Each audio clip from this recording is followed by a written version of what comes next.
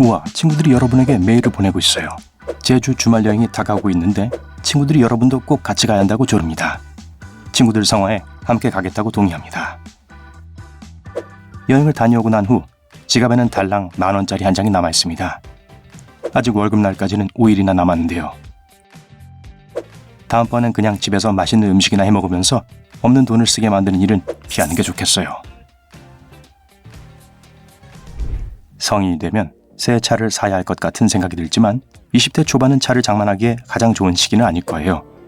은행에 가서 대출을 받아야 할 것이고 그건 앞으로 몇 년 동안 그 빚을 갚아야 한다는 뜻입니다. 지금 가지고 있는 차는 비록 오래되긴 했지만 그래도 잘 작동해요. 아직 차가 없다면 중고 옵션을 알아보세요. 재정에 도움이 될 겁니다. 대학생 때 라면으로 끼니를 때우고 직접 머리를 자르고 알뜰 쇼핑을 하는 건 약간의 돈을 절약하는 데 도움이 될 수 있지만 여기 더 큰 절약을 할 수 있는 방법이 있어요. 장학금을 신청해서 학업 보조금을 받으세요.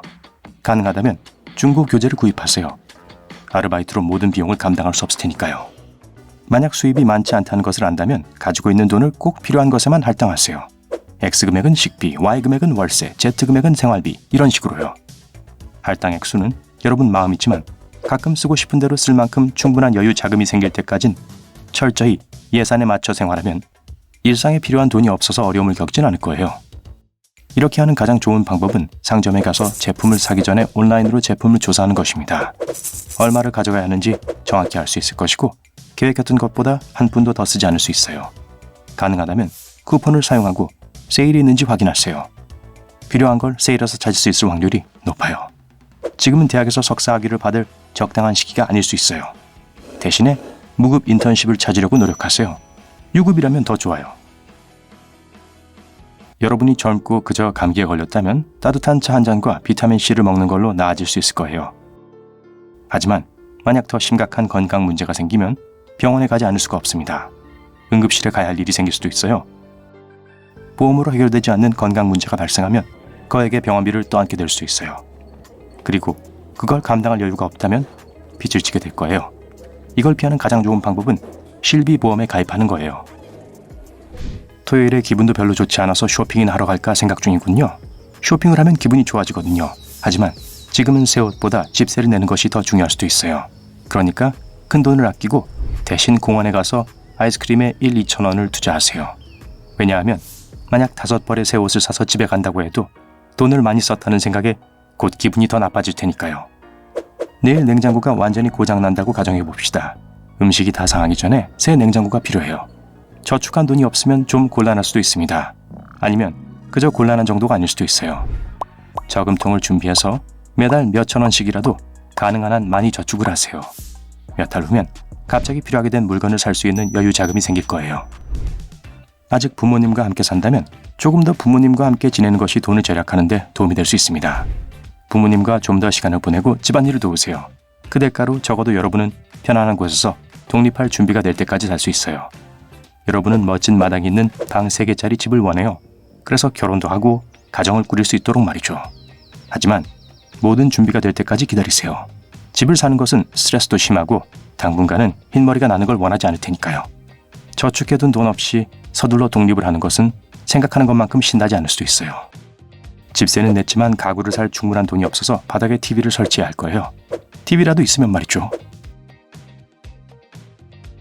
친구 몇 명과 함께 사는 것도 생각처럼 재밌지 않습니다.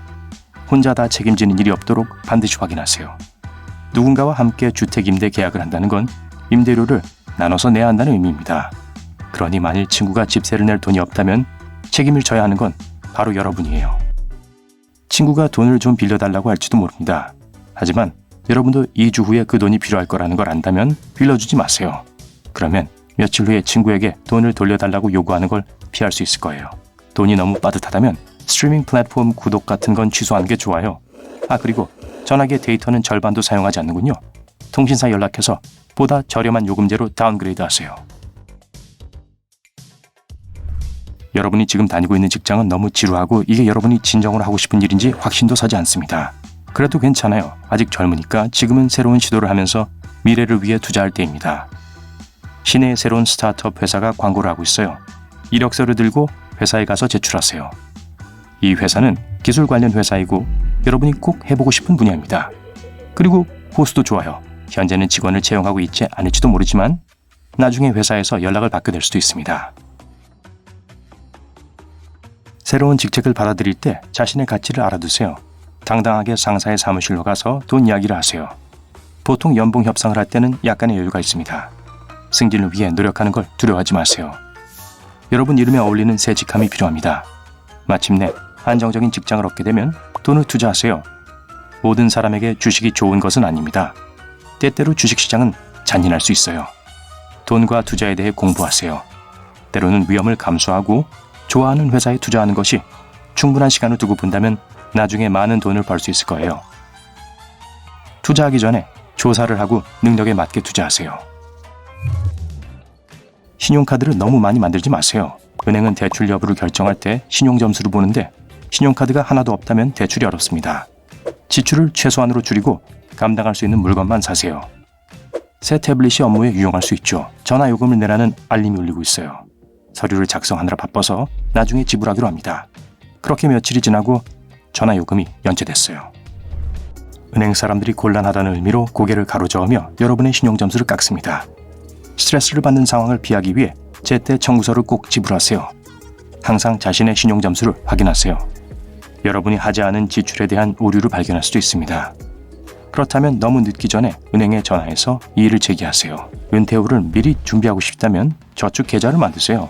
그러면 이 다음에 여러분은 선글라스를 끼고 해변에서 시간을 보내거나 세계를 여행하며 인생을 즐길 수 있을 거예요. 미래의 반려자와 공동 계좌를 열기로 결정하기 전에 분할 시 발생할 문제에 대해 미리 논의하세요. 그리고 각자가 이 계좌에 얼마를 기여할 것인가에 대해서도요. 어쩌면 따로 재정을 관리하는 게 좋을 수도 있어요. 만일 결혼을 하게 된다면 100개의 테이블과 온갖 종류의 음식 그리고 최고의 밴드가 있는 성대한 결혼식은 검소한 결혼식은 꿈꾸는 여러분이 원한 게 아닐 수도 있어요.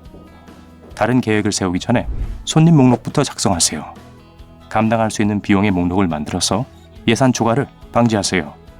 작은 결혼식이 더 나을 수 있어요. 무엇을 하든 항상 아내나 남편과 재정에 대해 상의하세요. 새 부동산에 투자하거나 차를 구입하거나 집 수리를 하려고 하든 미리 논의하세요. 그렇지 않으면 아내를 위해 새 차를 사서 집에 왔는데 아내도 여러분을 위해 새 차를 사왔을 수도 있어요. 그거 정말 볼만하겠네요.